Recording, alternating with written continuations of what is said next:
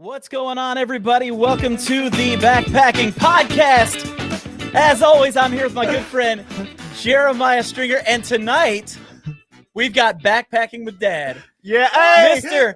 Backpacking with these shirts right here. What the heck? You didn't think we'd show, did you? Jerks. For those of you that are listening live or listening online right now, Jeremiah had some shirts made that said backpacking with Dad instead of backpacking with Jason. I just zipped my cord up in my jacket. Is in for it now. Wait till this show's over with. You just wait till this show's over with. That's funny. That's funny. We have Mr. Backpacking with Jason here with us. Guys, I weaseled my way in on this show. Oh, I wanted to be here. I'm telling you, the day that we told him that we were having the guests that we're having today, this guy begged and pleaded. He didn't have to work that hard. We love him. Well, I mean, and he paid us well, so it was great. It was great. This is sponsored by. Actually, funny thing about that. Yeah. This actually is sponsored. Tonight's episode is sponsored, and it's sponsored by Warbonnet, sewn with pride in Colorado, USA. And I'm sure there are a lot of you who are on here right now who are Warbonnet users. I've had the pleasure of getting to use one of their awesome Thunderfly tarps. It's so funny because the first time I used it, I did exactly what I tell people not to do in my videos. And you handed it to me at the trailhead. Yes. I threw it in my hammock and we took off. Yeah, so rookie. We got totally. And so I got to my campsite and set up the tarp, and it almost set itself up. It's just a fantastic tarp. Big fan of it, and very thankful for getting the opportunity to use that. And one of the things I liked about it, it's got kind of partial doors on the sides. Yeah, smaller doors. So it's not quite as heavy as like a full door tarp. Mm-hmm. And it was great because it still kept wind out at night. And like I said, it was so easy to set up. And it just set up very simply and worked perfectly. Yeah, I used the Thunderfly as well. We got an 11-foot and a 13-foot. I took the 11-foot with me, and I threw that, pitched it. My only tarp camping experience. That's what I took, and paired it with my pad. Also, they were nice enough to send us a hammock too. You know, so you got the Thunderfly and you got the Ridge Runner, and the hammock. It is a bridge hammock, and if you're not familiar with bridge hammocks, basically what it is you have these spreader bars at the head and foot, and it gives you a flat lay. It's not like a gathered in hammock. And for me as a side sleeper, it works pretty well. It's a double layered, so you can slide your sleeping pad in there, or you can do an under quilt. I know I saw Midwest Backpacker in here, and I actually watched one of his videos, or maybe it was R. Pelton. R. Pelton. Yeah, they go backpacking a lot together. Watch one of their videos about how to set it up, and works perfect. So check out today's video sponsor, Warbonnet Outdoors. Thank you so much, guys, for sponsoring tonight's episode. And before we get going and going on this, we forgot to do something last week. And, what you got? And we got to bring it back this week, and that is the fake news ticker. So it is up now. The fake news is going, and we are ready now to bring on the all-time OG of backpacking hammock camping videos. The guy, the man, the myth, the legend. That is the truth. That's true. Here, Mike, let's get that mic up close to your mouth. You got it. There it is. There he is. Now we hear him. But we got to hear Jason. We got to hear Jason. So now, without further ado, Jeremiah, who are we bringing on tonight? We got SHUG EMERY. That's right, and there he is. I just don't feel I can live up to that intro. I don't know what an OG is. OG, I got it now. Old guy. Old guy. Nice to see you, Shug. Nice to see you. I have a Warbonnet hammock too. I have the Ridge Runner, El Dorado. I have the XLC. I love them so much. I have a Mini Fly, a Super Fly, a Thunder Fly. I love them so much. I have the Black Mamba. I have the Wookie underquilt. Fantastic, fantastic. You know, just a tag Warbonnet. I love their hammocks. I love that the bug net is up off your face when you rig it out. But my favorite thing is when you have the bug net roll back and tied off in your gathered in hammocks, you can lean back and it gives you the best back support of any hammock. So instead of like you know, when you rest in your hammock and you're kind of like this. Oh, I'm so comfortable. You can actually lean back when I'm camping alone, and you know, you don't want to stress it out too much, but you can lean there and you got that back support in camp. Watching the red squirrels steal your food. It's fantastic. Bro, we're gonna have to, good to be here. We're going to split the sponsor money with you now. His was way better than yours. Just saying. Well, I've had a relationship with Warbonnet for a long time, and I love Brandon because Brandon's very matter of fact. I'm going to do a minute that I could take 3 minutes to do it, but I'm going to do it in a minute and a half because I'm just going to give you the facts on this. Monkey drop. Ow. Well, that's the episode, guys. I hope you enjoyed it.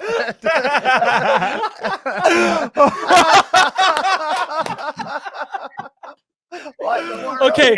For people listening online right now, Shug literally dropped a toy monkey. Dropped it. I don't go anywhere without a simian. I had a teacher one time said, "We have a new student, Sean. He's orangutan-like." What's that on your shirt, Shug? What's that on your shirt? That is an F1 thing, right? This is Lando Norris. He's a McLaren driver, and this year he kind of crashed out in a race. And there was there was a chair by the side of the track, and he just went and sat in the chair and went had a little, you know. wow. Just a little moment. Now you're a big Formula One fan. You're a big Formula One fan, aren't you? I'm very much into it. Yeah, I really enjoy it as a sport. You know, I like that European vibe. Like, I don't want to hear an American guy announcing a Formula One race. And I love open wheel, you know, racing cars. I just like the tracks. I don't know. I just love everything about it. And I was born overseas, so I think part of it is just seeing these exotic locales and the turns. I don't want to make it an F1 podcast, but it brings me joy. It's Could you drive it? Could you drive it? No. No. Not I'd rather be a pit crew guy. Shug at 25 years old, could you drive it? No. Okay. All right. No. I want to be the pit crew guy that does this. Jacks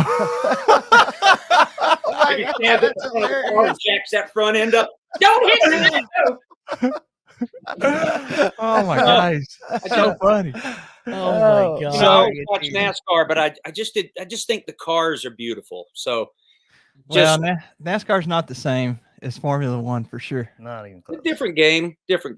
Yeah, both good, but just different. So you say you were born overseas. Where were you born, and when did you come across the big pond? I'm born in Derry, Northern Ireland. My mother is from Tipperary, Republic of Ireland, and my dad is from Hickory, South Carolina. So quite the combo. He was a Navy chief stationed over at the Derry sub base. Met my mother. She was working in a bar as a publican, and you know, but that's what they call a bartender there, the publican. And you know, she didn't like him at first. Thought he was a cocky American. Well.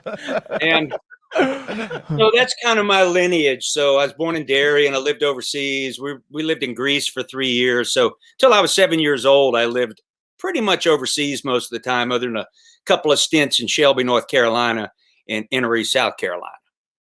I got you. Well, if it's okay with you, Jason has had these questions written out for the past 3 weeks. Pull out your piece of paper. Let's see the piece of paper. He's dying. This is no joke. He's got them written on a piece of paper. He told me last week he was so afraid he couldn't ask the questions. I'm focusing. Jason, go ahead and ask. Focus.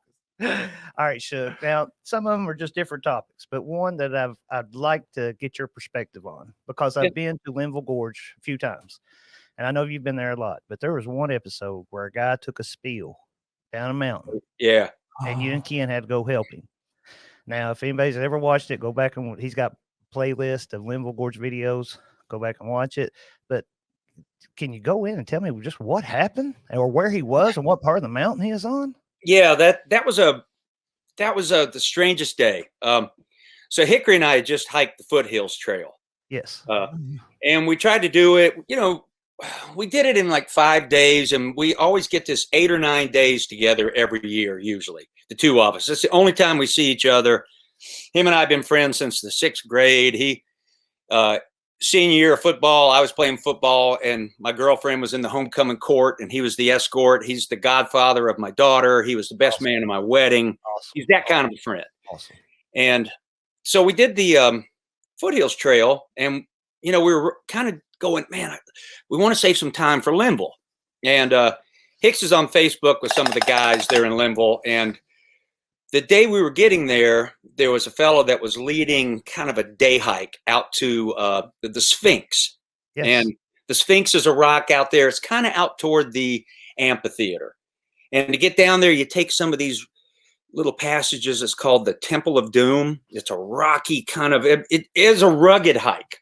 And I'll tell you this, I've hiked the gorge a lot, and there were maybe 10 people on this hike. Personally, I get kind of nervous. I'm a little bit of a nervous Nelly. I was going, that's a lot of people. And a couple of people there did not, in my opinion, they had the willingness. I'm not sure they had the experience to really go on something that rugged. Wow. With that said, we got out to a certain point, and it's a really sketchy area. And if you're looking at the mountain from the side, it's that steep. It's kind of a burned out area, and you have to, it's a rock face that goes up, and there's a little chute that goes up the middle, and you can kind of climb it. If you're really a good climber, you can climb it. Or you climb this little skinny tree, which I did, most of us did. And you climb this little tree, and you jump out onto this big rock, big smooth rock, and grab it and go up. Either way you do it, it's a little bit shrivelly. There's things clenching. So during this hike, me and Hickory and the guy that fell, Carolina backpacker, Jeremy, which would make the 4Js with you guys. Yeah. We were in the back just kind of talking, and I'd never met him. I'd talked to him online. We'd communicated on posts, but we had never met. So we're hiking along, windy day. So I'm already up on this rock, and there was this one doctor on the trip. He was an East Indian doctor, very enthusiastic, but I was watching him go all day, and he never took his hiking poles off his hands. He just looked to me, this was a little bit of an advanced walk for him. So he was at the bottom of this chute that you can climb up, and a couple of the guys were putting a rope down to help him up it, because it's a pretty sketchy little climb to come up those rocks. So I'm up there listening to this wind, and everybody is over to my left, maybe 15, 20 feet away. I'm standing there by myself, getting ready to get my camera out and just film. And I see Carolina backpacker just walk down there. He's one of the only ones, him and that doctor, the only ones not up the rocks yet. And I see him walk by, and I figured, hey, he probably knows another route up. And he kind of disappears, and I haven't got the camera out yet. I kind of got it in my hand, and I'm just listening to the wind, and I'm hearing everybody's voices off to the left. And I see all of a sudden Carolina backpacker barrel rolling down the mountain. Oh no. And my first thought is he screwing around? And, my second thought was going, no, you don't screw around here. No, stumps and stuff. And he came to this little edge, and I thought he was going to stop. And then he just popped over and was gone. And I went to myself, oh my God, I just saw one of my friends die. And so I went over, Hickory was over here with everybody else, and I just turned calmly and I said, hey, y'all, because I'm the guy, my wife always tells me, you're the boy that, never cries wolf. Nobody's going to believe you when something really happens. And I said in a serious voice, I said, hey, Carolina backpacker just rolled over the mountain. And everybody started going, SHUG. But I saw Hickory's face. He was looking at me, and he said, man, I knew you weren't lying. That's your tone of voice when you're not lying. And I stepped over trying to see where he fell, and he stopped, and I saw him sit up and fall back down. If you watch this video, I'll have to look it up. It's called Black Hawk Rescue in Linville Gorge. I'll send you the link. The helicopter came down. Because we went down there. Hickory and Kenny traversed around. Me and this young kid named Navigator down there. I scrambled down that mountain, holding myself on it to get down to him and try not to kick rocks on him. I was bleeding terribly when I got down there just from thorns and stuff. And really, we just held a tarp over him for 7 hours. Hickory's an EMT, and for that first hour, it was touch and go. He was in shock, teeth missing, holes punched in him, busted knee. And we had to wait for this Blackhawk to come get him. And, you think a mountain rescue's quick. You make a call, and they pick you up. No. You got to call the local people first. They had to send out 2 guys that took hours. Thought those guys were going to have a heart attack when they got down there. We almost had to resuscitate them. And then they have to give the proof that he's in bad enough shape for the Blackhawk to come. And I was right down there, man. I've got all the film that whole Blackhawk getting him. And it was super windy day. And that pilot was right up against the edge of the mountain, man. Oof. And it was funny because his wife got in touch with me through that video. And she said, yeah, my husband never tells me what he does. Those guys don't really want a lot of compliments, but he's a badass. And Sergeant McNutt got in touch with me and asked if they could use that video for a little bit of their training. And I said, absolutely, just because it was precision. It was, once that thing got there, man, it was all business. But that day when you was a reminder, as much as that gorge will surprise you sometimes. You get cocky there and you slip down a hill or something. And as steep as that thing is, I saw where it just took him. If you fall, it just took him down the mountain. And I don't know what stopped him. We think it was the ghost of a friend of ours or a spirit. Seriously, because there was nothing to stop him. And you'll see that on the video. So it was a crazy day, man. I never forget that because, anything can happen out in the woods, at any moment, anytime, anything can happen. And I always remember that, in a moment, it's like getting cut by a power tool. It's 1 minute you got a finger, next minute you don't, it's just, hey, I build houses for a living. That's happened. Yeah, I got a little bit of a thumb tip missing here from a joint cleaner. It is. I just want to let you know something. There are a lot of people that are on here right now, and there's several comments, and I want to show you this one because I think you'll appreciate Hello, this. everybody. This is Backpacking with Buckley. He said, fellow Minnesota boy here now in South Dakota. I remember Shug from the state fair as a kid. Awesome. He also helps remind me of my own sobriety. He's a great and humble role model. That's all right. So I wanted you to see that one specifically. Yeah, I just shouted out on my last video that I don't talk about it a lot, but if people ask, I've been sober 34 years. I was number one. As my Aunt Wilmer said, Sean, was you falling down drunk? I said, my problem was I never fell down. I kept going and going and going. I would go until people started crying. There was always a lot of disappointment and shaking heads and tears. Not my tears, everybody else's, and then me going. So I got too far every time. I have 2 questions for you. First, the person that fell, how did their recovery go? Have you heard anything? He's good. He's got a new knee. His worst injury was his right knee. It just shattered his leg. And we were just trying to get him comfortable on the mountainside. And I'll tell you, that guy was a tough nut. For 7 hours to lay there, and we weren't even supposed to give him a sip of water. Hickory, we would give him just a little capful.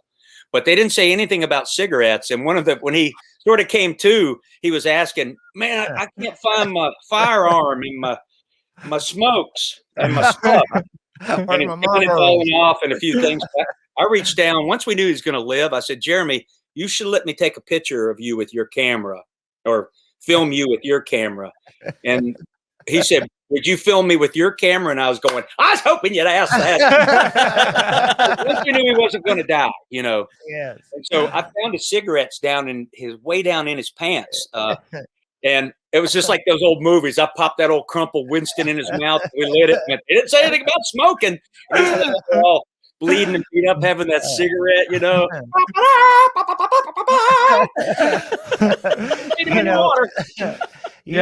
Smoke. Hickory took it pretty bad too. Your all's legs and arms were cut up real bad from hopping down. Yeah, just from coming down through all the brambles and just hitting rocks. But it was just a panic situation, and I knew I had to go down. There was no way I could have stayed up at the top. And the coolest thing was that group all hiked back to Table Rock parking lot. So we're out there 7 hours till the Black Hawk came. And then when it finally flew off after all of its passes, we're going, who's going to pick us up? We were wiped out from the emotions of it and from just standing on the side of a mountain holding an emergency blanket over him all day just to shade him because the sun was powerful. And we had a treacherous walk out. We had to climb up this steep. The way you go out is not an easy climb. Like you got to kind of pull it together and climb through. And we're just going, mother. And so when we made it back to the parking lot, everybody was there and cheering and just, waiting to hear the news. They were all good enough to get out of the area and not confuse things. Yeah. And the good thing was a lot of people could get cell phone signal there. So we were able to get in touch with, I think it was Avery County Rescue right there. The gorge is right on the line between Avery and I think Montgomery County or some county. And so it all got coordinated. And it was a lesson of how nature is going to win if it wants, but once in a while it gives you a reprieve. So it just teaches you just to, I hike alone a lot and I'm respectful, even if it's just a little hill with a lot of rocks, man. I'm old man walking, being really careful not to going, I don't have any backup here. Mm-hmm. I can just hit my head weird or something. So, kind of respect it and, just take heed. But that day wore me out. I was so worn out emotionally afterwards. Anytime that somebody has a traumatic event like that and you're there and, you're providing rescue or whatever, you're not supposed to give them any water because like if they have surgery, right, and they don't want any fluid in their stomach, like you're normally supposed to fast. But it was tough. So we just gave him little sips. But, the thing is now when he's in a bar or something, people come up and go, are you that guy? He goes, yeah, I'm that guy. He can work the room a lot better now that he lived. He's got a story that'll never go away. Okay, here's my second question. Okay. I think it might have been backpacking with Buckley. Was that the viewer's name that you showed the comment a minute ago? Yes. So he mentioned the state fair. And for those that haven't had any experience with you, you don't just backpack all the time. Can you tell us a little bit about your experience? What's he talking about whenever he says state fair? Well, this question comes up, I made my living as an entertainer. Okay. I was a clown with Ringling Brothers, Barnum and Bailey Circus for 3 years. That is awesome. Did that from 1980, 81, 82, went to clown college in 79. And when you come out of the circus, the last thing you want to do is ever get a real job again. So you're just trying to parlay this career a year at a time. And, in time you realize in America, you got to take the makeup off because nobody wants to pay a clown anything. You just do all the shtick you've learned. You just do it in your regular face. So I've always made my living as a comedy entertainer, a variety entertainer. And the market, because I live in the Twin Cities, and when we left New York we decided when we finally packed up New York in 1989, we did cruise ships and lived on cruise ships for like 6-7 years. We'd come back to Minnesota and stay in my wife Meg's parents' basement. And we were saving money for a home. Just working, put that money away, work, go out for 8 weeks, come home for 2 weeks, go out for 3 months, come home for 5 days, go out for 4 weeks, come home for 3 weeks, go out for 9 weeks, come home for a week, just socking money away for a house. So the markets around here, I've always been very practical, just going, it was just a job to me. I mean, I love it, but it's a job. It's like you're a teacher, you love it, you put your heart into it, but it's also, my generation was, I did some roofing once, and you probably know this, Jeremiah. Roofing's not a good job for a redheaded boy. People go, "Put your shirt back on, man! It's like staring into the sun." Sunburn and just, it's like we should be being paid. I need to be a plunker. I need to be doing, plumber work. It's like backpacking with him. It's like backpacking with him, Shug. You get out there in the sunlight, it's just blinding.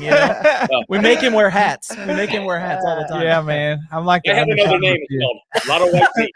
A lot of white meat. So I made my living as a comedy juggler all these years. So I've been at the Minnesota State Fair. I've done this year, like everything, the State Fair canceled because of the pandemic. And so I decided to retire from my act this year because I've been doing it 40 years. And, I do all these company parties. Half my year is doing corporate shows. And I do a lot of company parties where it's Oh, they're giving the 1-year award to people, the 5-year award, the 10-year, service award, 20-year, 30-year. You start getting up into 35 and 40 years. It's the one guy going, "Don't make me come up for the medallion. Bring it to me." And that's where I am. And I just decided I wanted to, I've been thinking about it for a couple of years. I wanted to get out of the game while it was good. I love the Minnesota State Fair. I called them up, let them know, because I have an agent that books me. So I retired with him, but I said, I want to call the State Fair and just,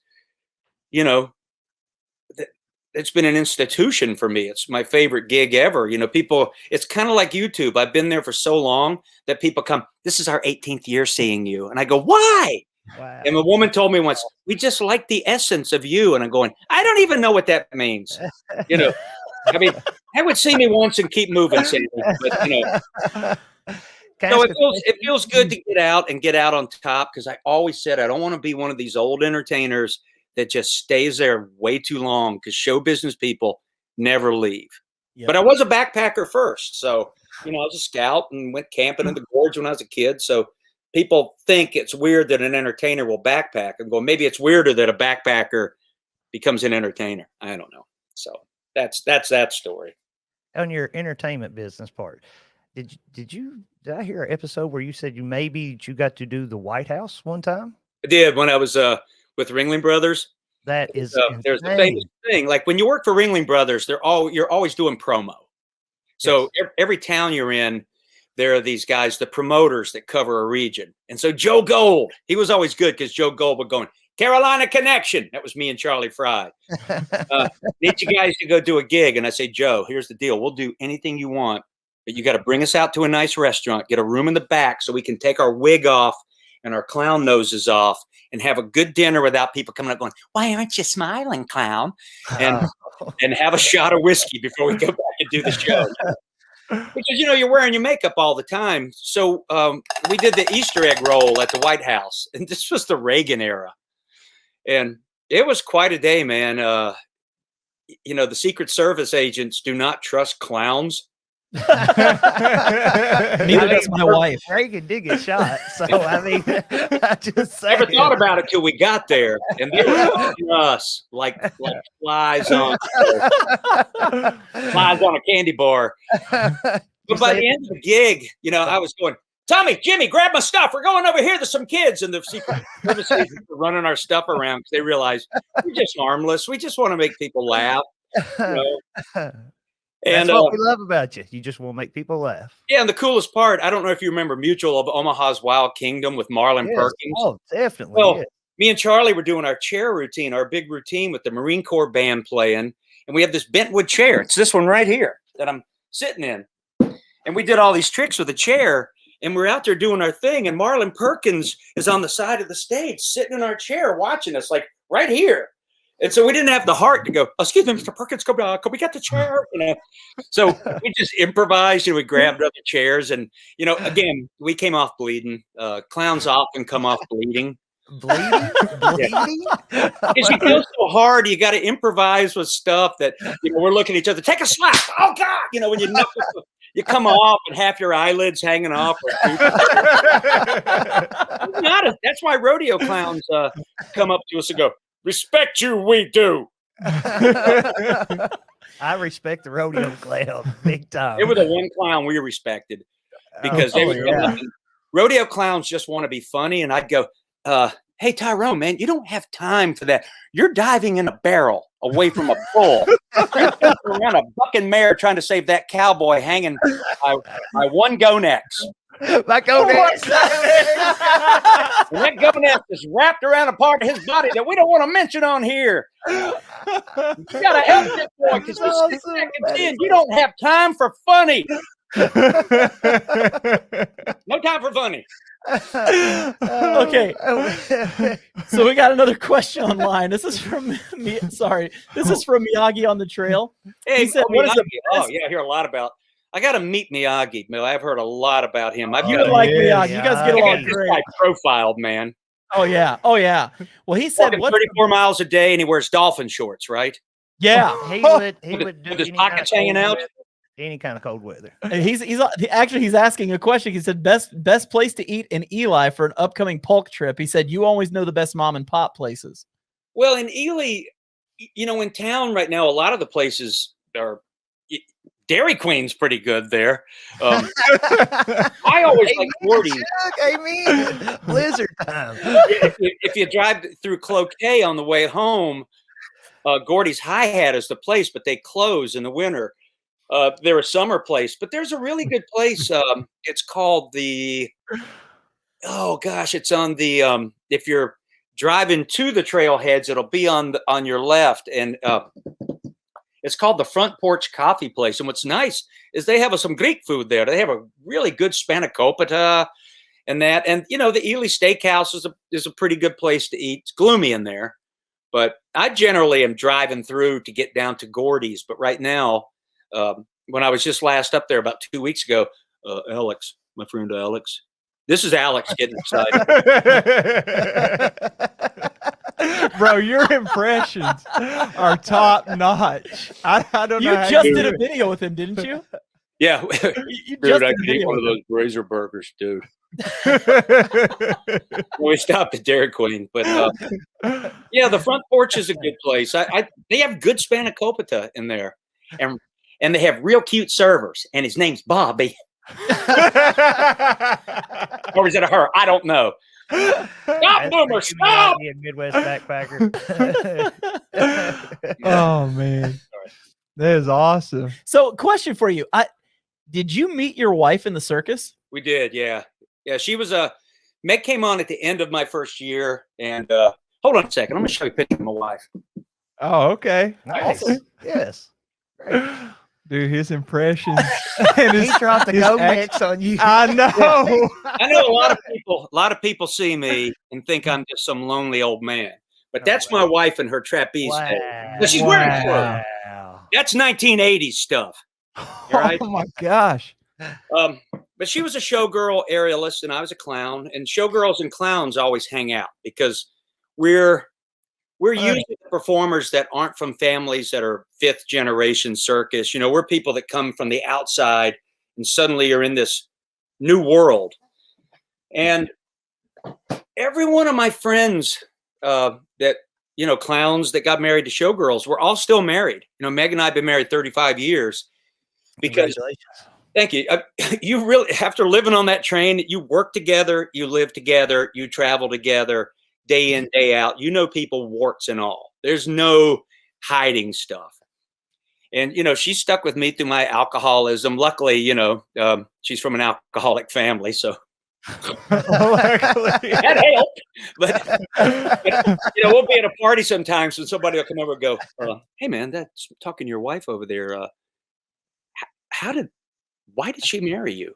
And here's this is my wife's sexy talk. Sean has potential.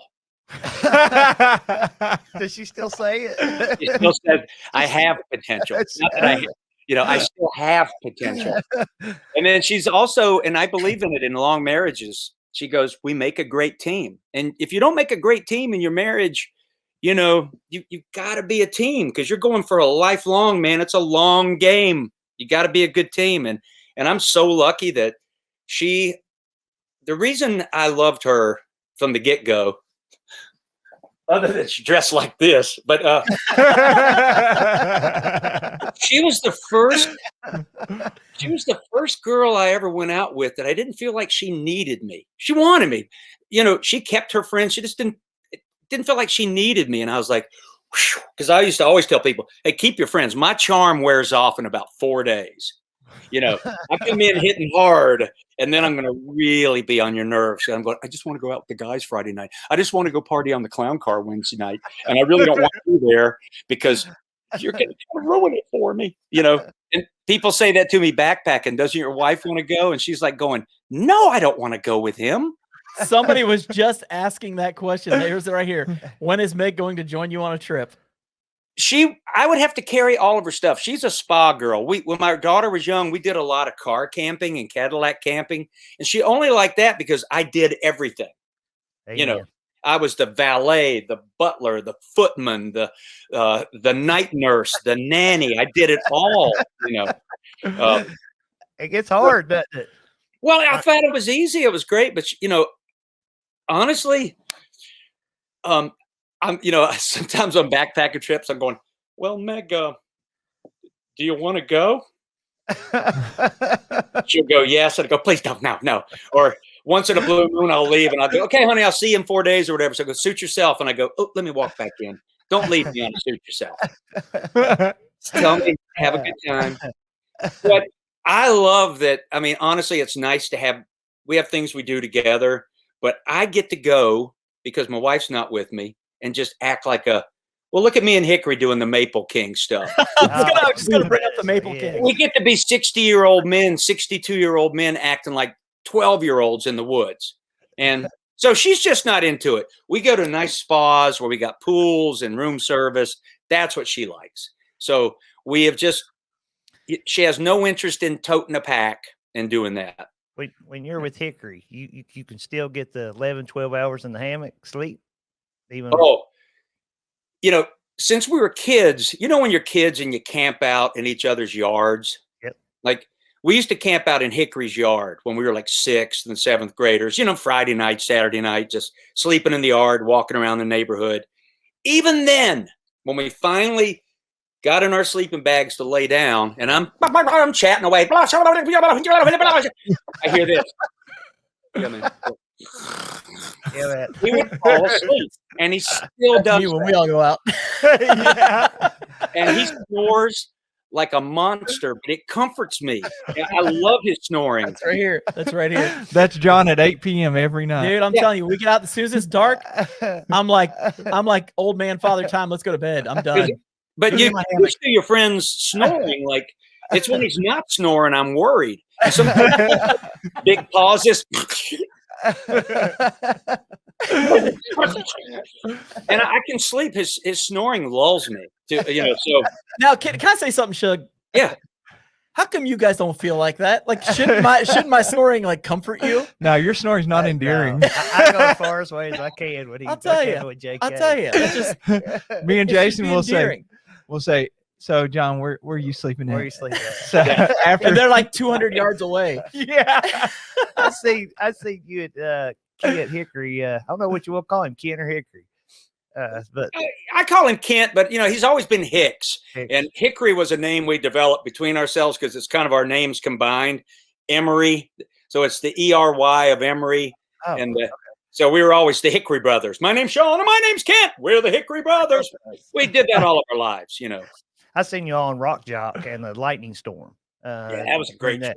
I couldn't tell what the lightning was hitting or Kent snoring on there. It's like I can't tell which one. All you hear is whoa, wow.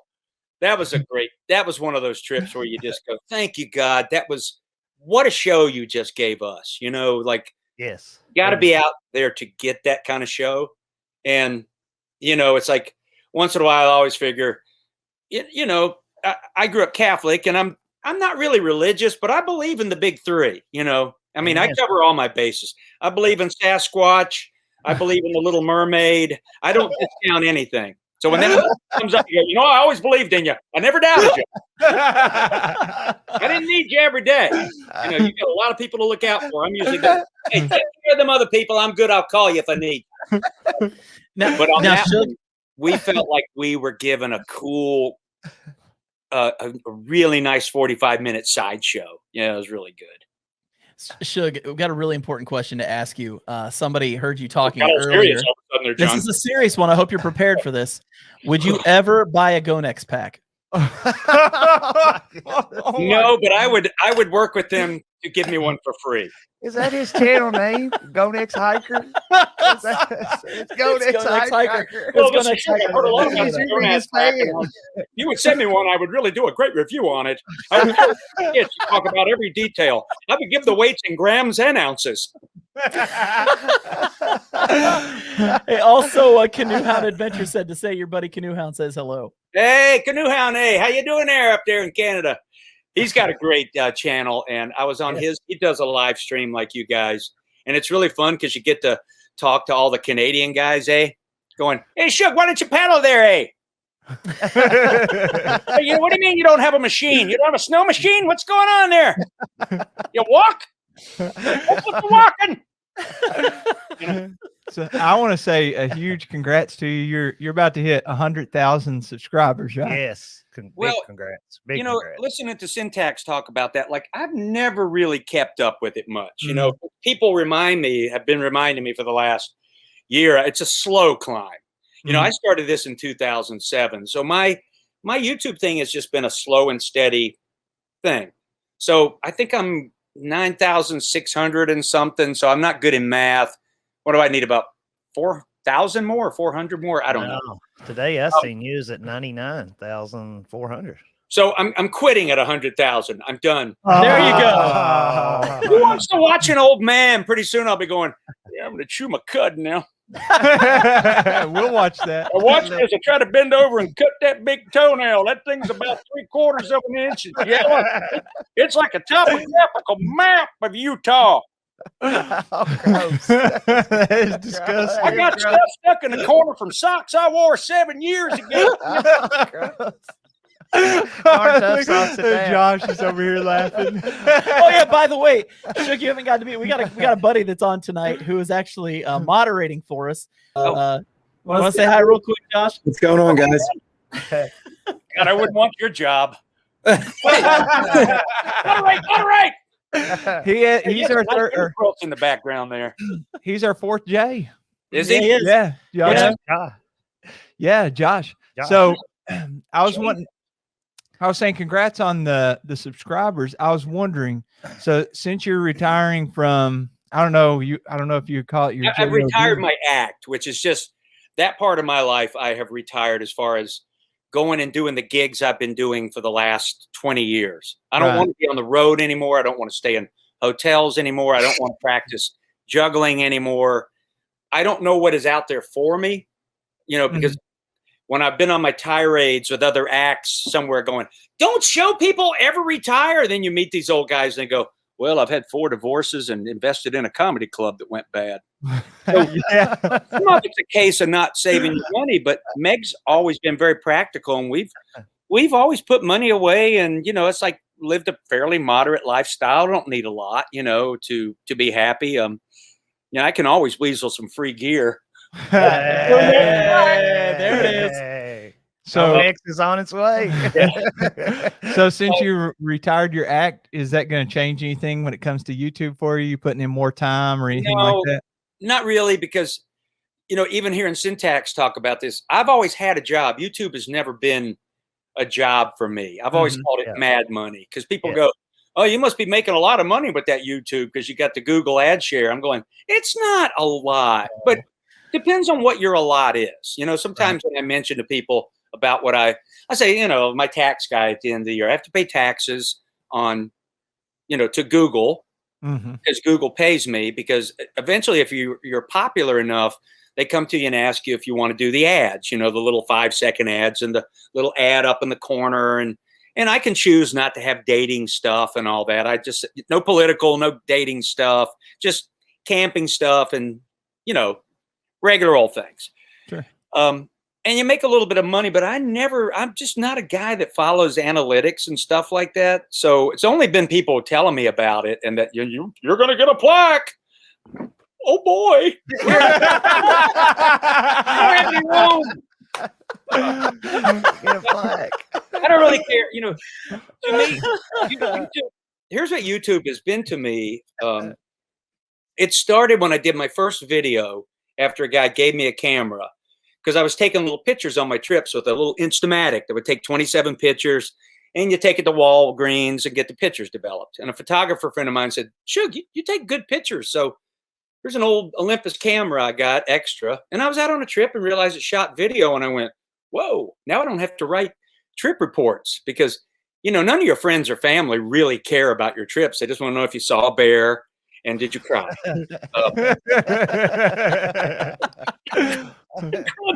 But I was out in the dark by myself. And so I would write all these reports for hammock forums, my hillbilly pot served me well. It weighs in at 3.2 grams, which is 3.2 ounces, which is 261 grams, whatever it is.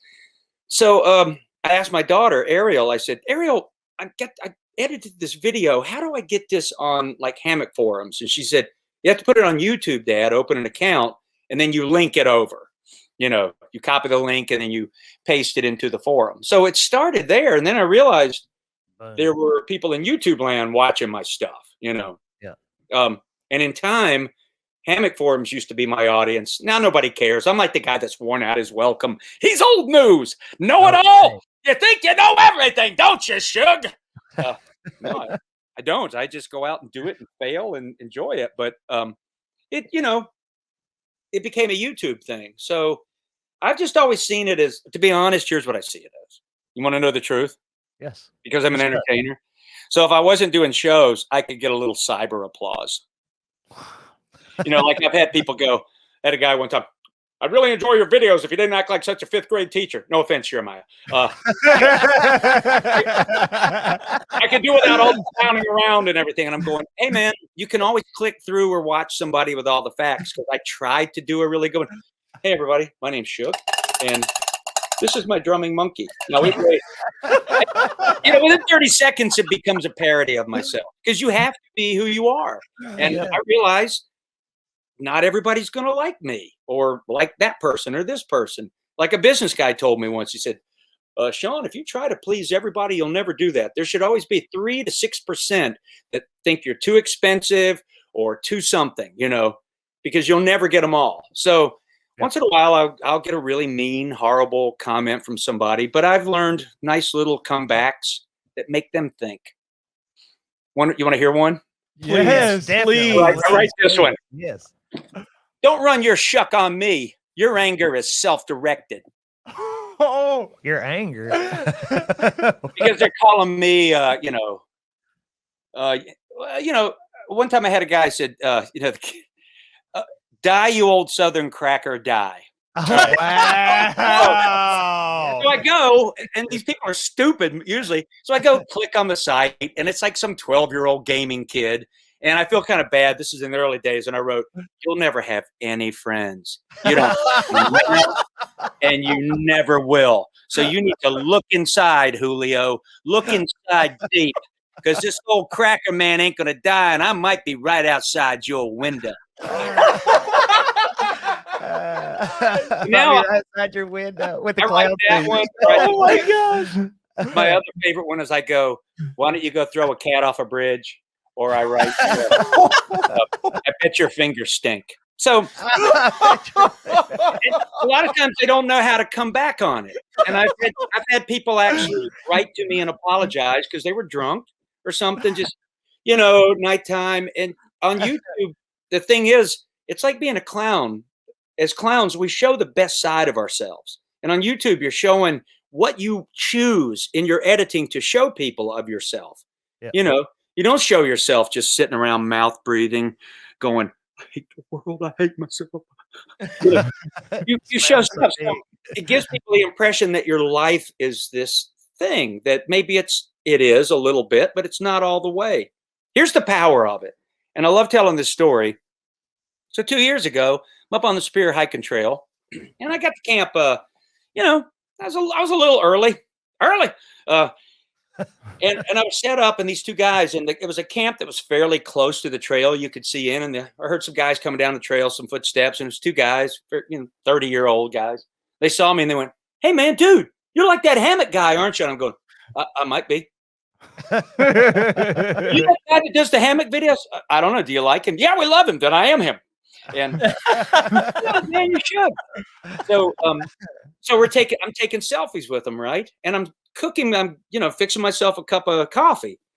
So my hillbilly pot, I don't know if you know what that is, but it's an Imusa pot, part of my cook kit. It's in every video. It's this beat up little black pot that I call the hillbilly pot, sitting over there on my fancy feast stove.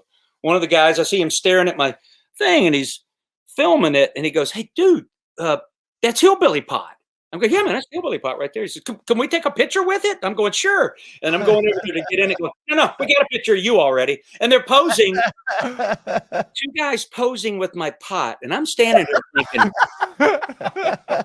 I'm thinking of how powerful this visual medium is, because we see things on there. I do the same. I get starstruck from people, or, it's like seeing the Batmobile the first time I saw it live at a car show once, going, kind of a piece of crap up close, but in Batman, it really looked cool, and you see it live. And I was just realizing that you have to be careful with this power that you have of people watching you, that you may be inspiring. They call it influencers now. I'm not crazy about that term. I don't think I'm influencing anybody. What I try to be is an inspirer, mainly to people that maybe are 35, 40 and up, see me camping, a guy that's in his 60s, and go, that idiot can do it. I used to do it. I should do it. It looks like he's having fun, to get them back out there, to make that time for it. But that day proved to me, I'm going, wow, this is some powerful mojo right here. You could really affect people with what you put out there. So, they're recognizing a cook pot and taking a selfie with it. That was pretty cool. And not wanting me in the picture. That's a whole new level when you start getting the people wanting a picture of your cook pot. Just letting you know, we have some guys on here, and Darwin on the trail just said, I'm stealing the "I bet your finger stinks" comment. Oh yeah, you should, Darwin. Yeah, I've watched Darwin. Yeah, Actually, somebody into those eyes of his. Somebody asked him earlier if he'd ever get a mullet, because it's really ultralight when you go hiking. I think his reply was simply pass. I haven't cut my hair in a while, because who cares? Look at that. That's right. Care if I ask a question? Yeah, Darwin. Jason? Oh, absolutely, man. I have a question. One of my buddies named Sean Harris, and he wanted me to ask you, would you ever think about putting out a bluegrass album? No, because I'm just a jammer. I have on my SoundCloud, I just have links to my jams people can download. But, I've thought that someday I would like to. It's kind of a project I've always wanted to do, and it's going to be really hard to do 15 songs. I have some songs I've written, but nobody ever wants to jam the songs you've written. Hey, everybody, I just wrote this song. You have to kind of play the song. People go, hey, man, that's pretty good. Where'd you get that? When I wrote it, wasn't that good? But to rent the studio, to practice up for a couple of months, and then have my friends come in on different ones. It would be a lot of work. And I just like jamming. Jamming is like backpacking. It's live. You're in the moment. You're tripping on roots. Not everything goes right. I like it when it's kind of live and has a little hair on it. So I don't know on that one. I'm not saying it won't happen someday, because the pandemic is kind of all the jamming. None of us are jamming because we're not getting together. Because when you're singing, you're spewing right in each other's faces, leaning in, doing that harmony. You don't want to sing with a mask. Yeah. Like the guy looked at me once and said, hey, man, I'd like to do this song if Shug would do a little harmony. I said, yeah, man, I'll do it. Kick it off and sing it. He goes, all right, here we go. Yeah. Singing. I'm going. What? Come on, Shug, sing the harmony. I'm singing. I'm going. And it's like, I'm going, I can't hear you. You got to belt it out, man. Like Ralph Stanley said, you got to sing like you talk. If you got an interesting voice, just do your thing, but don't try to be something you're not. There you go. Sure. We've listened to some of your jam sessions and actually watched a couple of videos of it. Outstanding. Oh, thanks, man. I pop it into my videos sometimes. I'll go through periods where I won't put it in because actually I just don't want to hear it. And, sometimes in a scene in a camping video, it's just the music or the quiet of the woods is enough.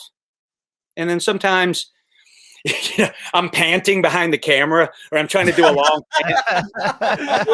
camera. I'm holding my breath, but I got a whistling nostril. I didn't realize it until I get home and I'm editing the video going, God, I thought it was a bird. It's my nostril whistling.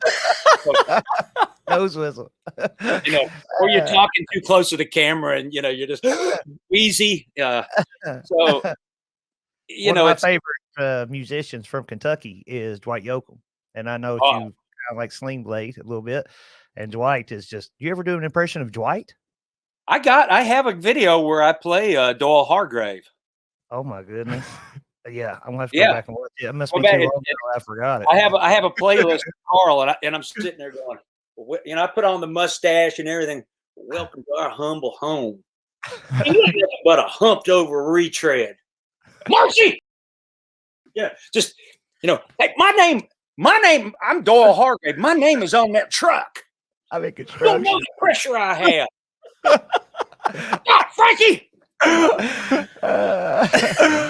of my favorite parts is when he says, I'm in construction. I'm in construction. I'm You important. know the pressure I have. My name is on that truck. That's so Yeah, well, I didn't mean that, Carl. Welcome to our humble home. White was perfect. That was the perfect role for him because you just wanted to reach in there and slap him every time. And I know people like him. Yeah, I do too. So, yeah. We all do. Let me ask you a music question since that's what Jason was talking about before. Yeah, who wants to talk about backpacking? Hi, yeah, it's not the backpacking podcast or anything. Northeast. That's something up. What if, hypothetically speaking, I said you only get to pick one instrument, and that's the only instrument you can play for the rest of your life? Mandolin. Mandolin, and tell us why. Why would you pick the mandolin? Because when I didn't start playing an instrument till I was 37, and it just hit me like in a day. I was out here in my nut hut, and I was listening to Bella Fleck and the Flecktones. They were doing a little live remote from a local radio station, and I stopped what I was doing, and I drove to a music store to go buy myself a banjo, and I picked it up and went, that thing's heavy. God. They are heavy. They're really heavy. Really? And I was looking at all the pieces going, it's got this tone ring, a lot of screws and stuff. And I picked up the mandolin, and I went, man, this thing's wound up tight like me. I'm on my way back to the old home. And I just liked it. And I could put it in an overhead. You just pick up an instrument, it feels right. And I already have friends with guitars, and the mandolin just accompanies the guitar so well. It's the same fingering as a fiddle, but a pick and strings and frets as opposed to a bow. Like I play a little fiddle, but never around anybody. You don't want to hear that. Fiddle is all the bow, but I just like the mandolin, and you're the percussion in a bluegrass jam. Doing those chops, and then you get to play your lead. And here's the thing about a mandolin. You go to any school that has a music program, you'll see a baritone clarinet. You'll see a piccolo. You never see a banjo or a mandolin. That's right. It's just, you'll see guitars, even in the orchestra, every instrument. You're going, where's the mandolin? This poor little forgotten. So ukuleles, mandolins, and banjos, they hold a grudge. And I'll just throw the ukulele out the window. So when Bill Monroe formed the bluegrass music, when he made it as bluegrass, he formed it on the idea of watching jazz bands where that saxophone player stands up and takes a solo. So that's why in bluegrass, every instrument, you take a solo. So as a mandolin player, if you're in a jam with somebody, and I love going to jams, and I never met these people, and you're picking with them, and the guy's singing a song, and you've kind of thrown in your little licks to let people know you can play, and he gives you that head nod, and you got to play a break. And it's just that, I live for that. And an old guy told me once, he said, Shug, if you're playing a break and you mess it up, just keep your head down. And if you're playing a break and you play it great, just keep your head down. That's good advice. He said, you're only a thread away from being right or wrong. Hey, Shug, Yeah. can you still play rawhide while balancing a chair on your face? Oh, yeah, I can. That's awesome. That's a quick answer. We're still breaking that. Got it in his back Not pocket. that hard. I mean, I balance a lot of stuff while playing, and it's sort of funny because I actually have to concentrate on the playing a lot more than the balance, even though it's kind of meeting in between.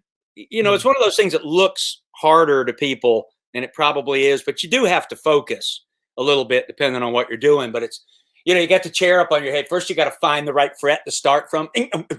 Oh, there I am. And you got to really sort of stay into the instrument while looking into the sun, balancing this chair and just thinking. You can't think thoughts like going, I wonder how stupid I look, or do I look cool? What people think right now, this old man, like, these are the skills that God gave me. I put a chair on my head. We all get little gifts when we're born, and this is mine. So, Jason, do you have any other questions that you want to ask Shug? Yes. This is Jason's last question of the night, so we got to hear what this one is. Yeah. Oh, is it the last question? This is your last question of the night. I like Jason. Okay. Jason gets the last question.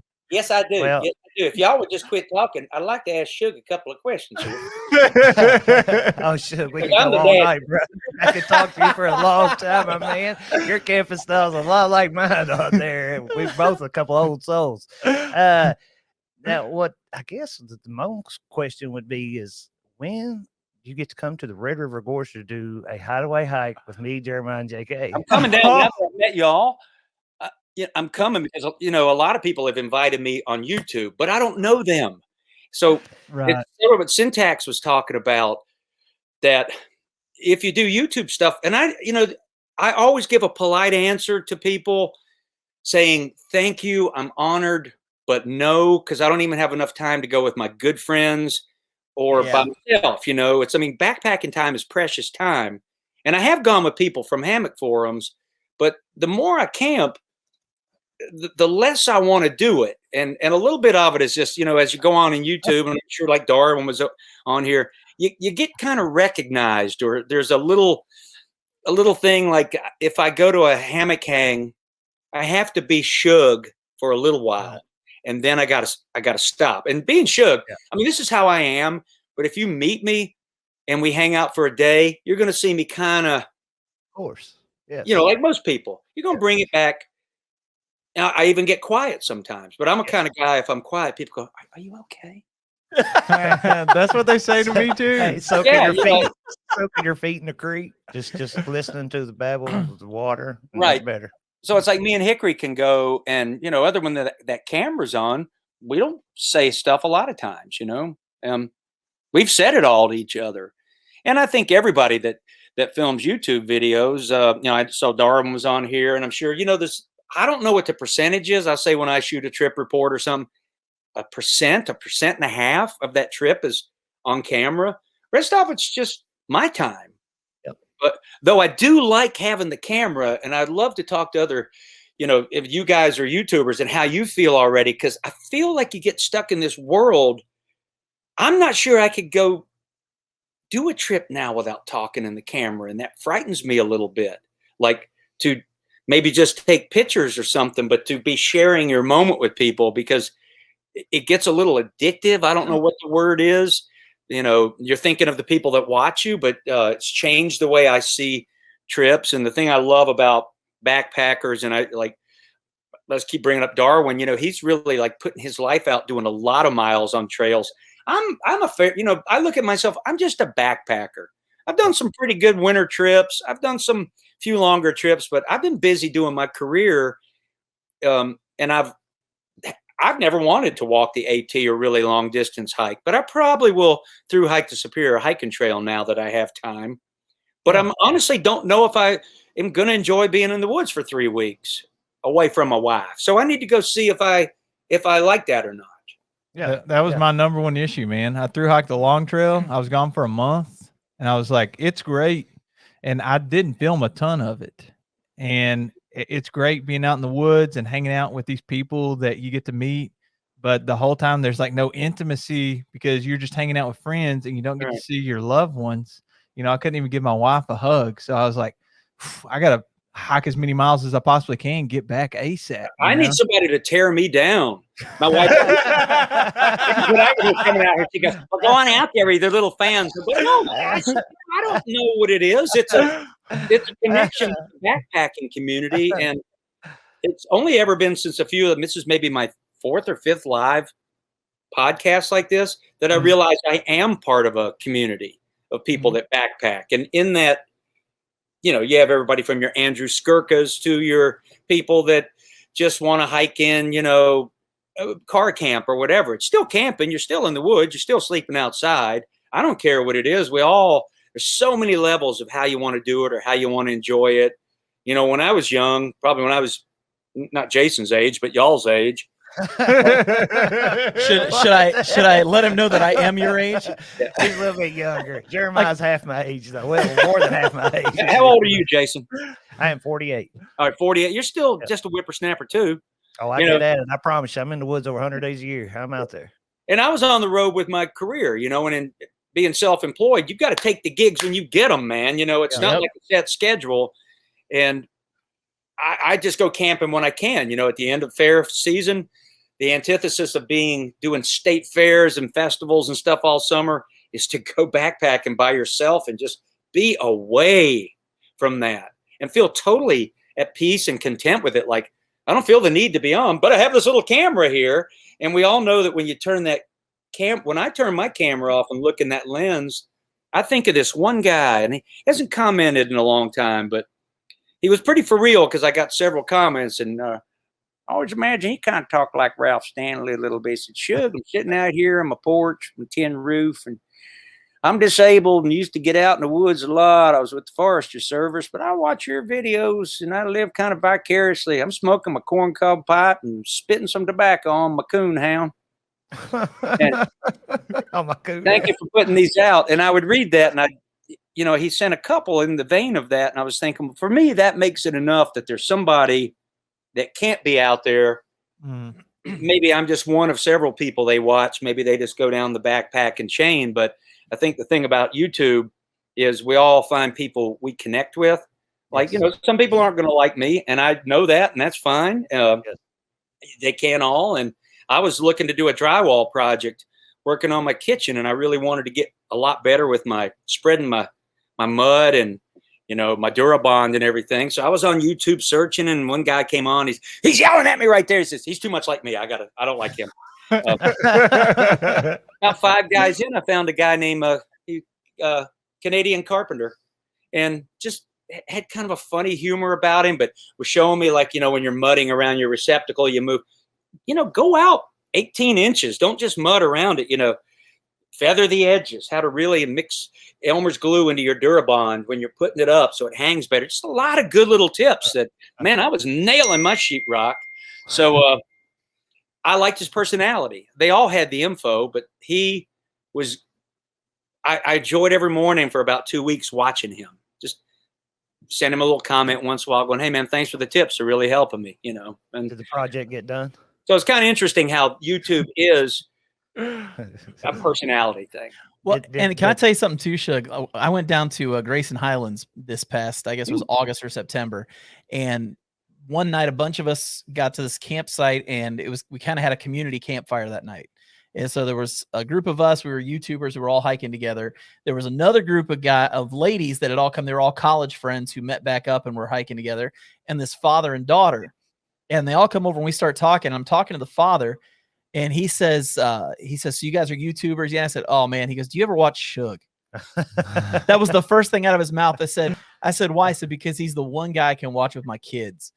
Well, and he goes, "And I love the fact that Shug is that guy that it doesn't matter what age you are, like whether you're a beginner or you're advanced at it, you can always get something out of what he has to say in his videos."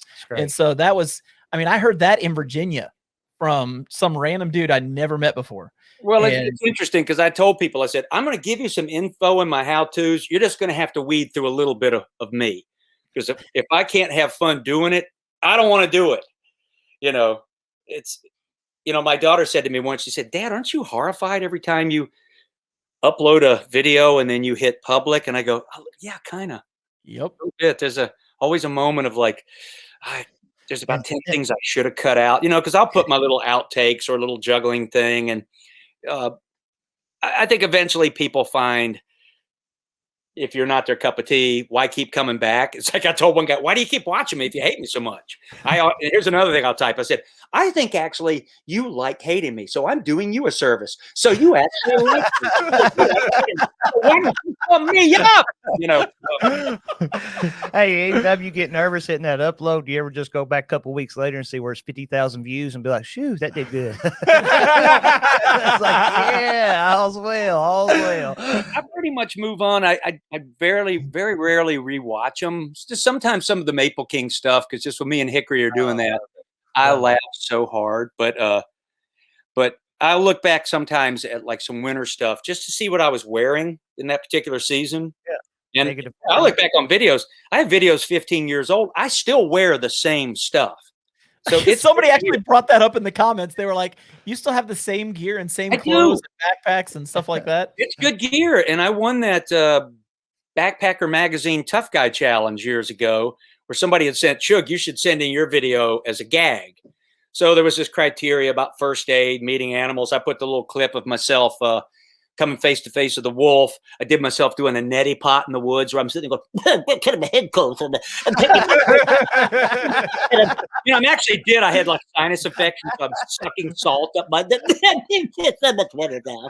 And that was my first aid, and I won the thing, man. And I turned down the trip to go climb Mount Rainier because I realized, I said, I don't really have any interest in mountaineering, and there's nowhere to hang my hammock. But I took the $1,500 worth of outdoor research gear and wear that stuff to this day, man. So that was kind of funny that I won that. And I was like, just something I did as a joke, you know. I told him, I said, give the Mount Rainier trip to the second place winner or someone else. I don't want to be on some fixed rope with some 27-year-old girl going, "Hustle it up, old man. Dig into crampons." Well, I don't really have any interest in mountaineering. I like the woods, you know. I like being in the woods a lot better. Well, Shug, it has been almost an hour and 15 minutes. Yeah, I know. We haven't really even talked about hammocks, and thank you. And so what this means you have to promise hammocks. Hammock. You just have to promise us you'll be on here again.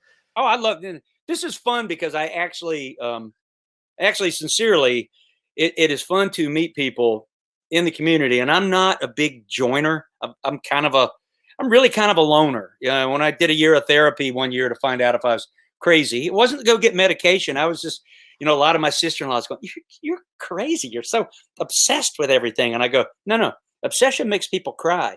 I'm passionate. People are jealous of passion. People are jealous of my passion of things. So I went in for a year of therapy, and at the end of it, finally, I was curing the doctor. And I said, "Okay, Dr. Bob, based on my criteria, what am I? What's up?" He said, "Well, you're a spirited introvert, and you were probably manic when you were drinking, but now you're able to come right up to the manic fence and jump over it and come right back.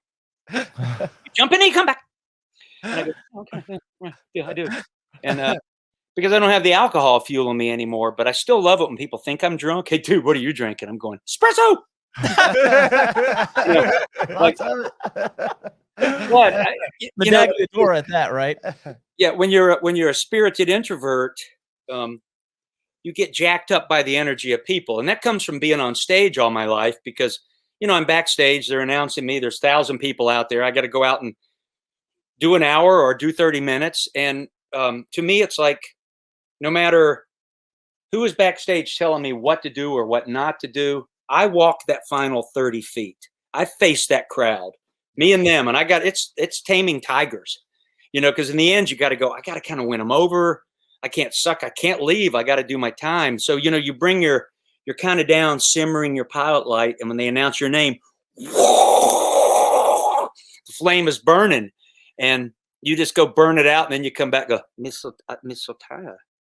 You got that 5 minute after the gig energy, then you're backstage, go, I'm so tired. I'm not.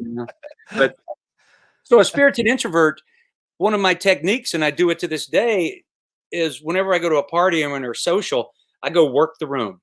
I go talk to everybody. "Hey, man, Jeremiah, redheaded guy, red on the head, few and far between, the best of all the rest. Hey, Jason, how you doing? Good to see an old dad here. John, hey, man, good to meet you. How do you know the party owner?" And I make a lot of noise.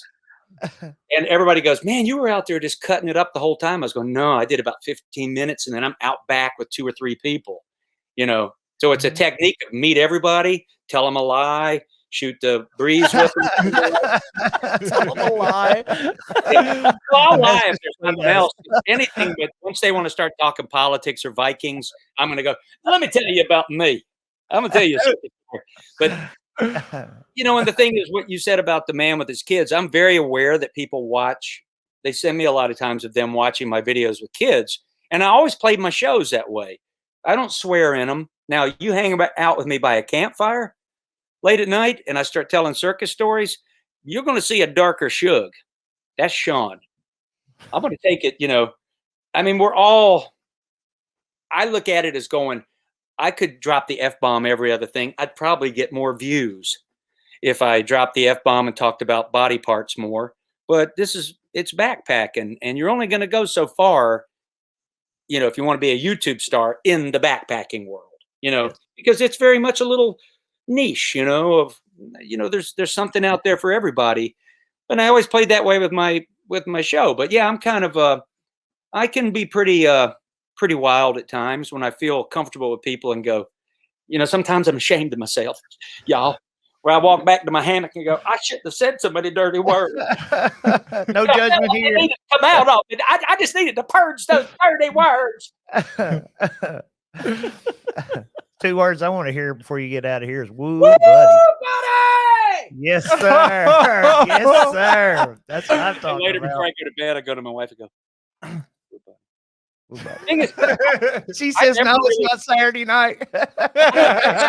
I never say woo buddy in real life that much. It's a guy one time on YouTube, and it was kind of funny. He was kind of wanting to get into a religious discourse with me, and he was asking me why I don't thank God more when I'm out in the woods. And I wrote to him without thinking. I said, when I say woo buddy, that's me thanking God. That's me thanking Shiva, Haile Selassie, every spirit, every animal, every tree, everything. That's me going, thank you. I'm out here in the woods. I got some food. I get to sleep out here. I'm at peace with myself. Because you guys don't, I think only people that backpack know, and those of us that go regularly, and I'm sure you guys, I'm 100% sure that you feel some sense of peace when you go out there. There's a comfort. Like, this is where I belong. It's like a kid after school, me and Hicks playing in the woods, building forts. Our mamas couldn't hit us out there. You know, we're away from our homework. We're just in the woods, and you go, sure, we could drown or a tree could fall on us. I'd rather have a tree fall on me than my mother hurt me with some more words. Irish mother can backhand you, and then she can hurt you with words. Getting in the woods makes you feel like a kid. Always. It does, but there's a sense of peace because we wouldn't go there if we didn't feel it because it's way too much work. To walk, set up camp, tear down camp.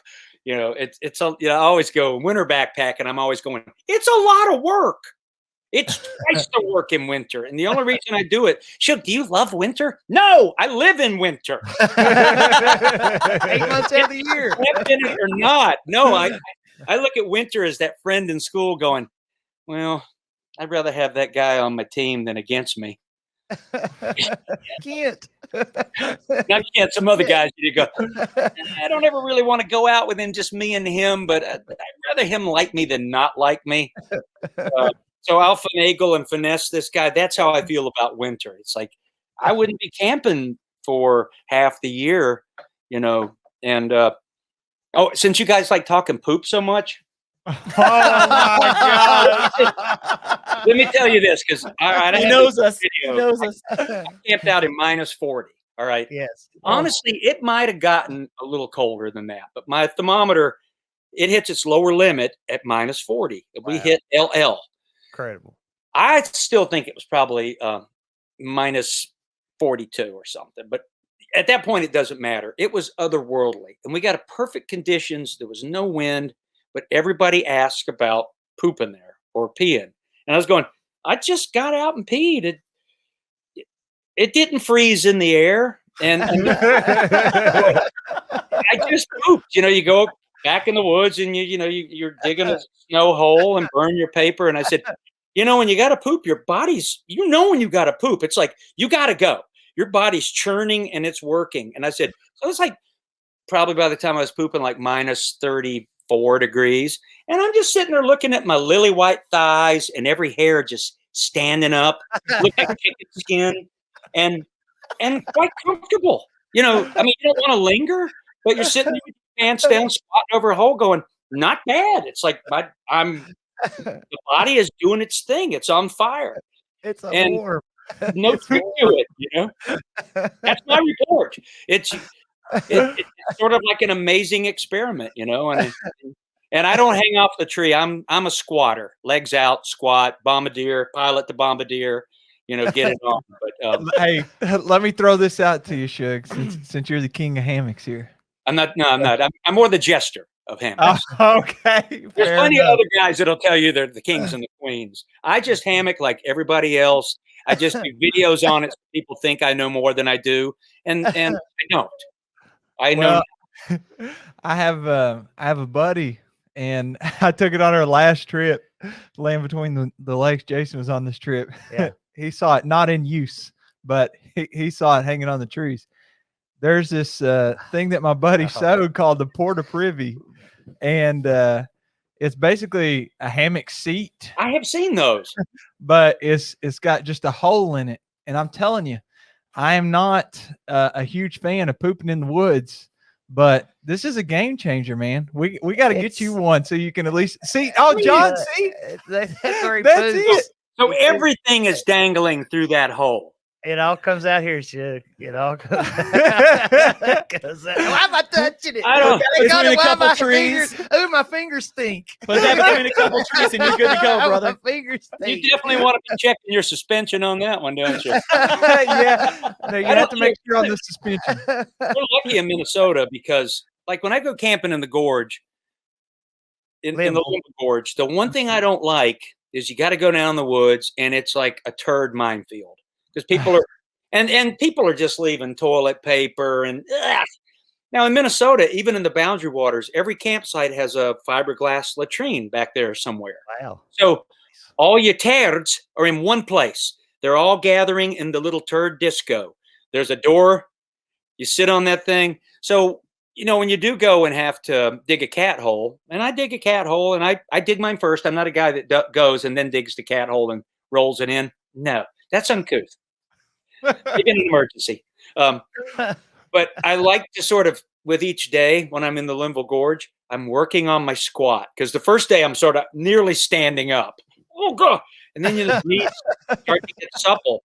And then, you know, by day 5 or 6, man, you're squatting right down. You can just drill it right in the hole. So it's good to maintain that skill of squatting, or you were talking to, I heard you guys talking on some podcast, do you lean back off the tree or hang it over? I never did do the hang it over the stump thing either because I was always scared I'd sit on a slug. Yeah. Would you ever do a wag bag? Nope. Nope. Thank you, Shug. Thank you. Well, there was one time in the Linville Gorge at the cathedral site across from Cathedral Falls. It's real steep. And it was mine and Hicks's last night. And we were in the phases where we would eat nasty stuff. And we'd done pork hocks and God, we did liver mush. And I woke up at about 2:30 in the morning and it was Night Duke talking about your Night Duke. I was on fire. Man, I was running out of the hammock. There's nowhere to go. So I had to kind of go up on a rock and I just laid it there and wiped up. And I said, I'm going to have to deal with this in the morning. Oh, no. And I did not sleep well knowing that it was just out there, open to the world.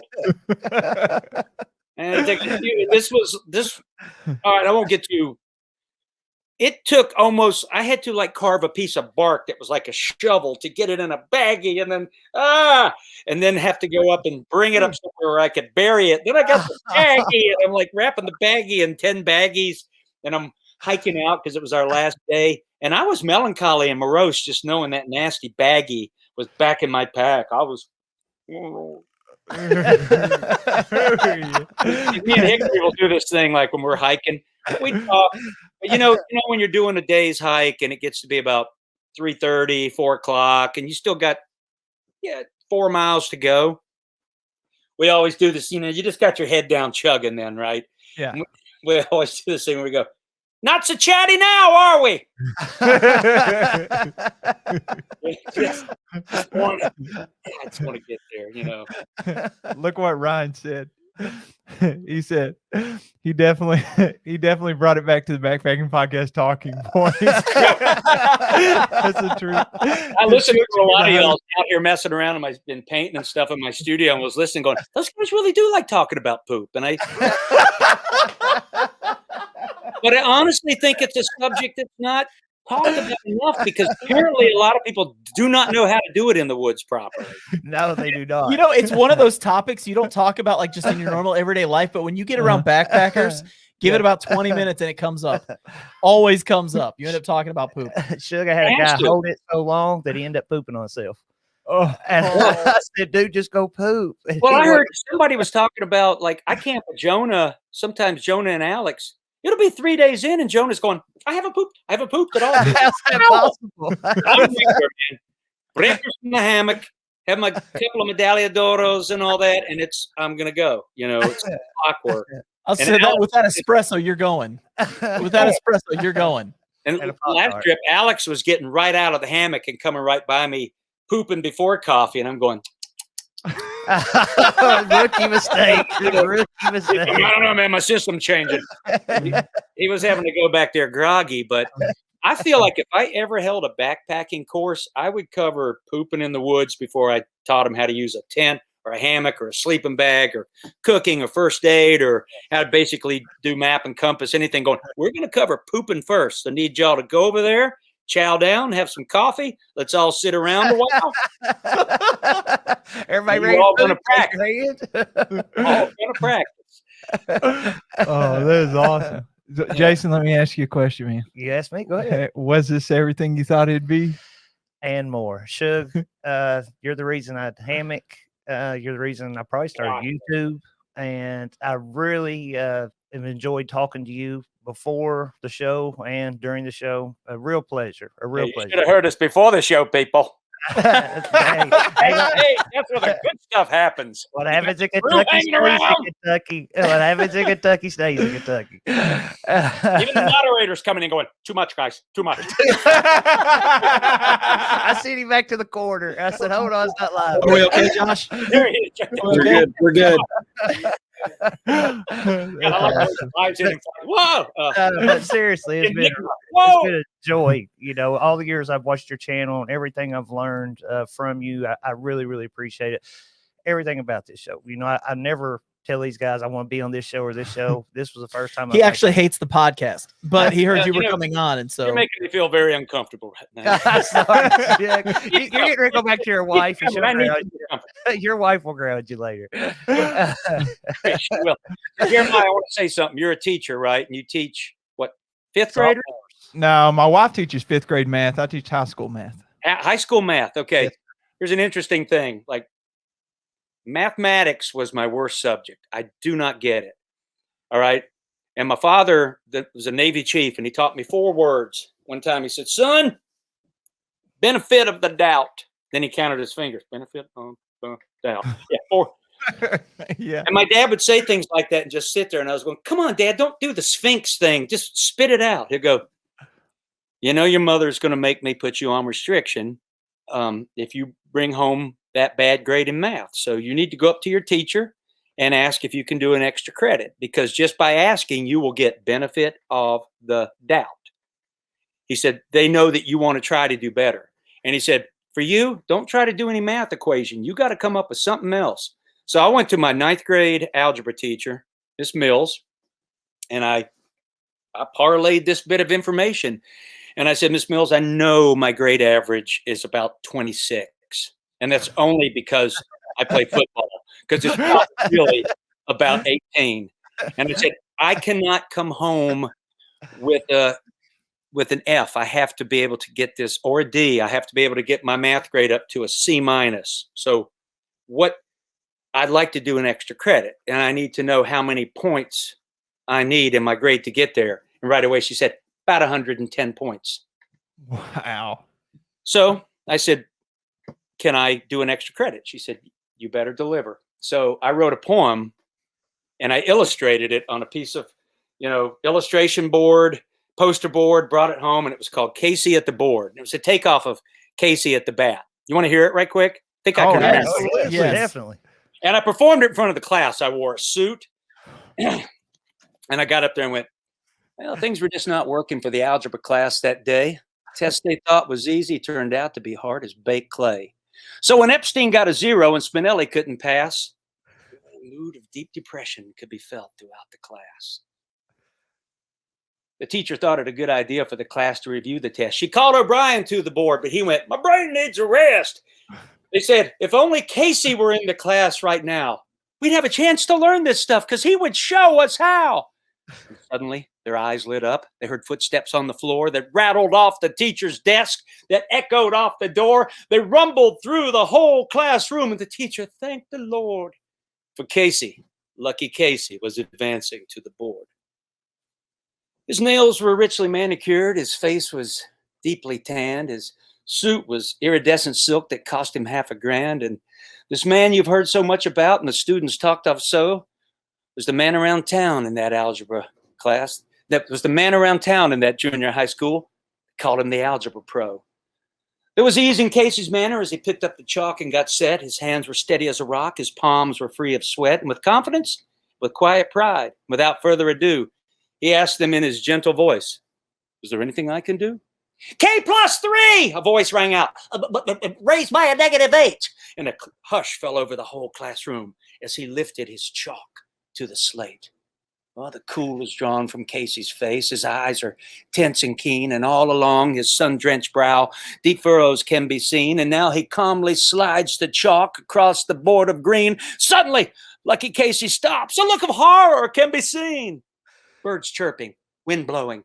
Oh, somewhere in this wealthy land, there is a happy spot where algebra is really fun and genii, I know it's geniuses, are running hot. And somewhere flunkers are coming up and passers scream and shout. But there is no joy in this algebra class, for Lucky Casey has flunked out. With apologies to Ernest Lawrence there.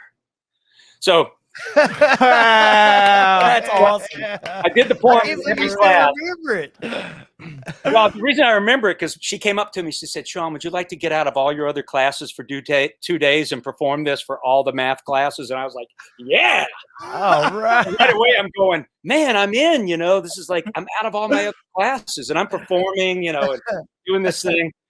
So then come 11th grade in geometry, I could get the answer. I couldn't do the formula. So I taught myself to juggle for extra credit.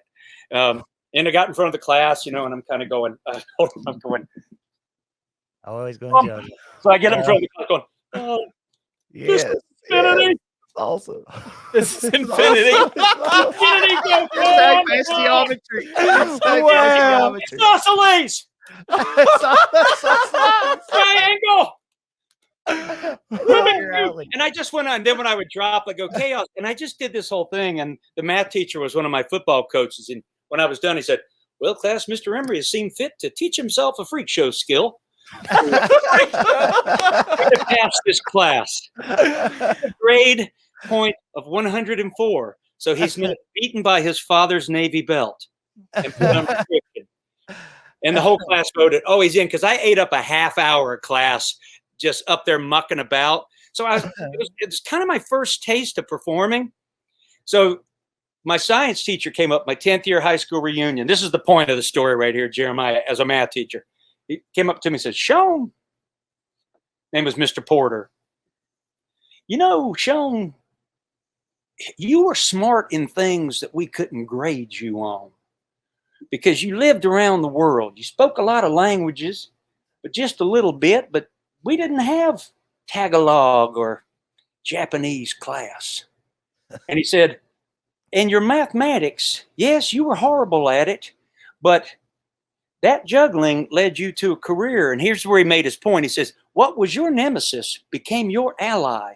And I've always remembered that if you're bad at something and you're just trying to find a way to work your way through it and skirt around it, it may just become the thing that you do. So it was like, math, being bad at math led me to find juggling to perform in front of the class to try to get my grade up to a C+, so I wouldn't be on restriction, so I could go out with all my friends to the gravel pit and act up.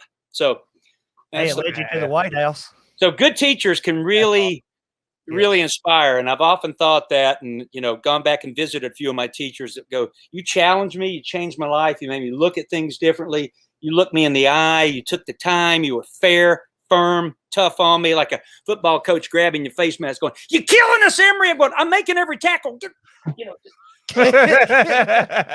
Jeremiah I told my daughter, I respond to that more than going, well, just get in there, Sean. If you don't feel like doing it, just sit down. You don't have to. So, yeah, I got a lot of that in football. How long is this podcast now? 2 hours and 15 minutes? It's been going for a bit, but it's been a lot of fun. So I tell you, in Kentucky, we have the 3 R's. In school, it's reading, writing, and arithmetic. And we just live by those 3 R's, and we get along pretty good. Thanks for sharing that story, man. That is awesome. And cool, you're an inspiration. Yeah, I mean, it can. What is your nemesis can become your ally. I love it. That's a good Awesome. saying. John, you want to wrap us up? Yeah, man. But before we do that, thank you so much, Shug. Thanks, Shug. We seriously, we got to have you on. We're brought to you by Warbonnet Hammocks, located right there in Colorado. One of the greatest hammocks in the world today. There's the El Dorado without the shelf, which is my favorite go-to. Check them out. Warbonnet Hammocks. Hard to spell, fun to say. 2 R's, is that 2 N's, is that 2 T's, or 1 N, 2 T's, or 2 N's, or 1 T? Well, oh my gosh. And for the record, the check will be in the mail. That was not rehearsed. We didn't ask him to do that. That is amazing. That is.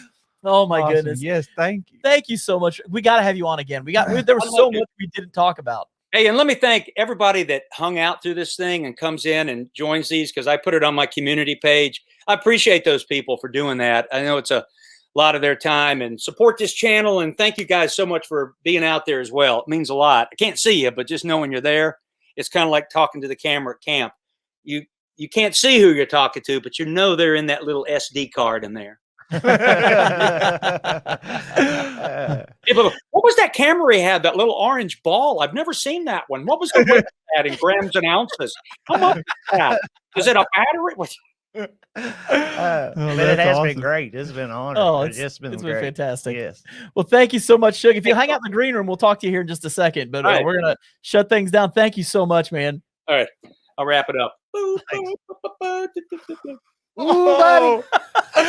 Oh my gosh, boys, that was a blast. That was incredible. That was so much fun. Awesome. So over to Josh too. Yes, thank you, Josh. Yeah, Josh. Let me ask you, Josh, did you have a good time?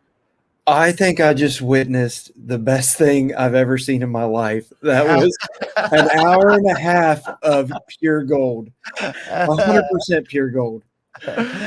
Well, real quick before we sign off, just want to remind everybody, next week we got another big star coming on. Yeah, we got Mr. Andrew Skirka coming on next week. Awesome. And we're super excited about that. We've also got some big podcasts coming up that are audio only. And so you guys know we do audio podcasts that come out every single Wednesday. Just look up the Backpacking Podcast on any of your podcast players. Mm-hmm. And one of the things that we mentioned last week, and we'll go ahead and mention again this week, is by June, we won't be doing these podcasts on mine and Jeremiah's channels anymore. They will only be done on the Backpacking Podcast YouTube channel. So make sure you guys get logged into that. And the audio only podcasts are not audio only on YouTube. Our YouTube Backpacking Podcast channel is like this, right? Yes. So you get the video and audio. So make sure, if you want to keep enjoying these live streams, go there and subscribe and check it out. I highly suggest checking this one out. Shug. Oh my goodness gracious. I mean, you just watch him. My goodness. Yes. gracious. If you're listening right now, make sure to go back and watch. Oh my God. If you missed any of this, definitely go back and watch the rest. Yes. Amazing. You got to. But thank you, everybody. Thank you for joining us. Such a blast. Thanks, Jason. Yeah. I appreciate you too. Backpacking with Dad. I appreciate you, man. Backpacking with Dad. That's all right. Well, thanks a lot, guys, and have a great night, and we will catch you on the next go round.